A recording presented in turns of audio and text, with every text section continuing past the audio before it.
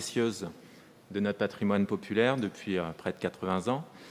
Et le stade de la Beaujoire, depuis bientôt 40 ans, c'est le théâtre qui nous permet à toutes et tous de vivre ces émotions collectives. Collectif, c'est l'adjectif qui qualifie sans doute le mieux à la fois ce qui est l'histoire sportive de ce club, l'histoire sociale de ce stade, mais aussi la méthode qui a permis aux élus métropolitains de toute sensibilité de se réunir depuis plusieurs mois sous ton impulsion, Ali, pour commencer à analyser les dossiers relatifs au FC Nantes et pour commencer à se projeter vers l'avenir. Le groupe des élus écologistes et citoyens se réjouit de la méthode et votera bien évidemment en faveur de cette délibération.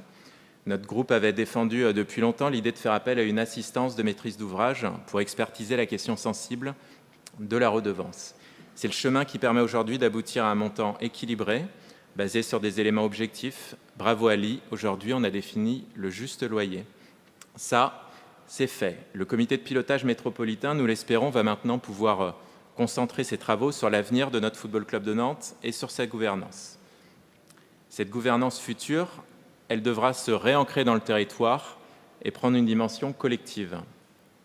Depuis quelques semaines, le collectif nantais fédère les acteurs économiques régionaux pour envisager une prise de participation dans le capital du club. Cette mobilisation, particulièrement enthousiasmante, est appuyée par une pétition de 12 000 amoureux du FCN, soucieux de voir les entrepreneurs locaux avoir leur mot à dire dans la gestion à venir du FC Nantes.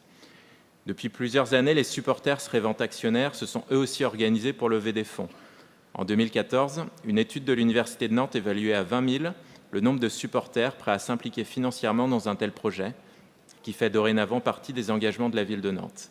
Avec l'appui des outils de communication de la ville, la capacité à fédérer et à lever des fonds serait considérable et ferait la fierté de la région. Le territoire aujourd'hui compte donc 2 sociétés par action simplifiées, totalement atypiques, visant, l'une comme l'autre, à monter au capital du FC Nantes au moment du prochain changement d'actionnaire de référence. Il va maintenant falloir mettre tout cela en musique.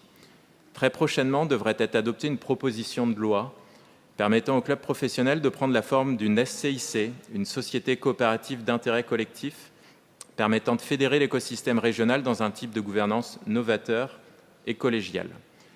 Le groupe écologiste et citoyen souhaite formuler une proposition. Et si, à Nantes, notre club de cœur recommençait à être un pionnier? Et si on crée la SIC FC Nantes?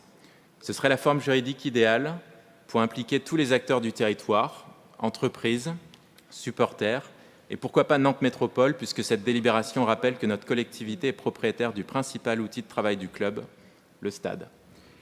Et si on crée la SIC FC Nantes? C'est l'opportunité de remettre au goût du jour les principes du jeu à la nantaise, à savoir un certain anticonformisme, l'audace et le sens de l'innovation. Nantes Métropole est l'acteur idoine pour coordonner une telle opération. Et le comité de pilotage métropolitain, transpartisan, est le terrain idéal pour jouer collectif. Quoi qu'il arrive, les élus écologistes s'y impliqueront avec le goût de l'offensive. Compte sur nous, coach Ali, pour que nous soyons tes meilleurs attaquants de pointe. Merci. Je vous remercie.